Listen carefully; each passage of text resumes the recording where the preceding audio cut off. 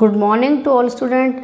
मैं पढ़ा रही हूँ आपको 8th क्लास की सोशल स्टडी का पार्ट फर्स्ट हिस्ट्री का first chapter how and where, जिसमें हमने हमने पढ़ा था कई टाइमलाइन फ्रॉम 85, 82, 1947, यानी कि समय रेखा 1885 से लेकर 1947 में कौन कौन से इवेंट हुए थे, पॉलिटिकल इवेंट्स हुए थे, उसके बारे में हमने जानकारी प्राप्त की थी।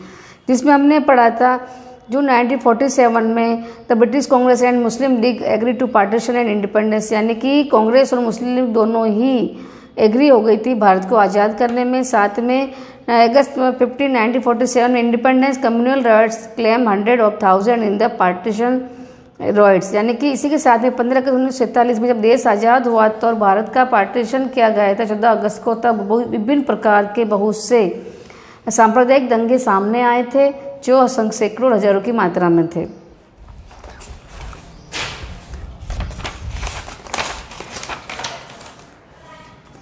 Selection of date depend on the story of past, यानी कि डेट का सिलेक्शन, तिथि का सिलेक्शन या तिथि का चुनाव हम अतीत की स्टोरी के आधार पर करते हैं। Focusing on a particular set of event is important.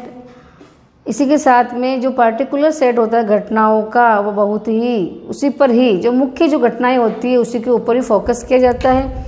Bye studying the dates reason and consequence of event are understood in better way, और इसी को समझने के लिए डेट ही बहुत अच्छा साधन है उस चीज उस समय के कारणों को और परिणाम, उन घटनाओं के कारणों को और परिणाम समझने के लिए तिथि ही बहुत अच्छा साधन है। पीरियडिसेशन ऑफ हिस्ट्री, यानी कि इतिहास की अवधि, काल या अवधिकता।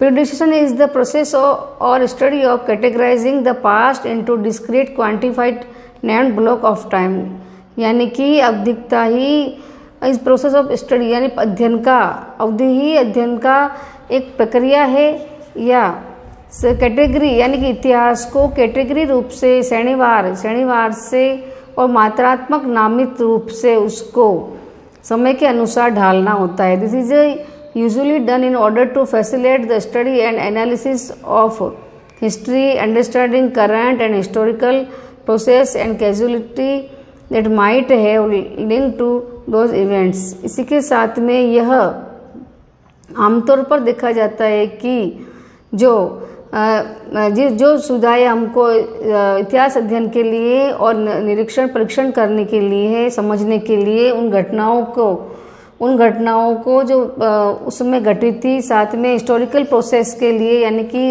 ऐतिहासिक प्रक्रिया के लिए कार्य पद्धति होती है, उसको लिंक को इवेंट जो तिथि है उस घटना के लिंक को जोड़ता है, यानी विभिन्न प्रकार की घटनाओं को अलग अलग बताना और साथ में उनकी घटनाओं को लिंक से यानी उन घटनाओं को आपस में जोड़ना।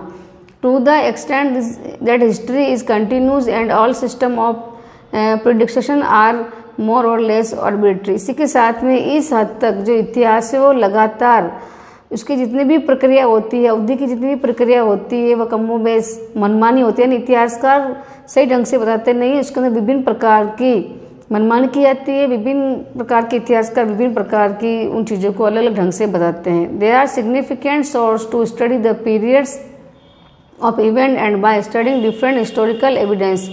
इसी के अलावा जो प्रसिद्ध जो इसकी इस समय की जो अध्ययन करने की जो प्रसिद्ध जो मुख्य सामग्री है वह है उस समय के हिस्टोरिकल एविडेंस, यानी कि उस समय के जो ऐतिहासिक जो एविडेंस सबूत हमें प्राप्त हुए विभिन्न प्रकार के, वह उन घटनाओं की सही जानकारी देते हैं और वही मुख्य उसके स्रोत होते हैं। String of time period can be formed. इसी के साथ में उस समय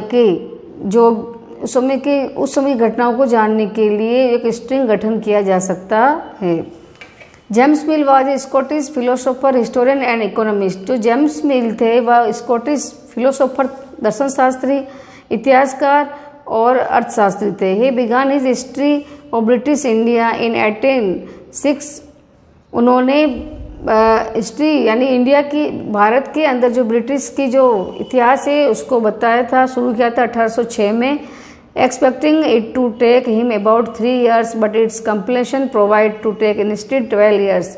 और उन्होंने जब 1806 में ब्रिटिश की जो इतिहास शुरू किया था उन्होंने सोचा था कि वह 3 साल में ही पूरा हो जाएगा, परंतु उसको पूरा होने में पूरे 12 साल लगे। With 3 substantial volumes at last being published early in 1817, और साथ में उसके तीन जो वॉल्यूम्स थे, जो 3 उसके जो पार्ट थे, वह पर्याप्त मात्रा में 1817 में प्रकाशित हो गए थे। इन 1890 he was appointed an official in India house despite his drastic criticism in the history of British rule India. इसी के साथ में उनको 1819 में भारत के आधिकारिक रूप से इंडिया हाउस में उनको अपॉइंट किया गया था, यानी नियुक्ति दी गई थी। जबकि भारत ब्रिटिश रूल इंडिया में यानी अंग्रेजों के शासित भारत के अंदर उस समय में उनकी बहुत ही आलोचना हो रही थी, फिर भी उसे 1819 में इंडिया हाउस में अपॉइंट किया गया था। James mill divide Indian history into Hinduism and Muslim and British period. जो जेम्स मिल थे उन्होंने भारतीय इतिहास को हिंदू और मुस्लिम और ब्रिटिश काल में ढाला था या बांटा था।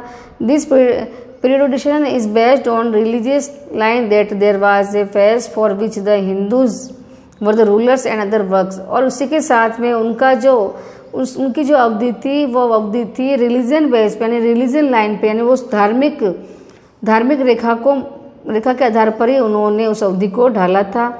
और साथ में एक अलग ही चरण था उस समय हिंदू राजाओं का और अन्य शासकों का। Then came to phase of the Muslim and British, और दूसरे चरण में मुस्लिम और ब्रिटिश को रखा गया। He had a colonial mind and thought Asian to have poorly civilised, और उनकी मेंटली जो उनका जो औपनिवेशिक दिमाग था, यानी कि वह भारतीयों को भी गुलाम बनाने की जो उनको माइंड था, और साथ में thought Asian to have poorly civilised, और साथ में उनका यह मानना था कि यहाँ के जो सभ्य जो एसेंस है वो एसेंस बहुत ही खराब स्थिति के, यानी कि वो जो उनका जो थॉट थे, विचार थे, बहुत ही असभ्य थे।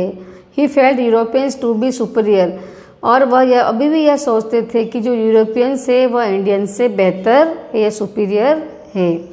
आज के लिए इतना ही, नेक्स्ट क्लास में हम पढ़ेंगे।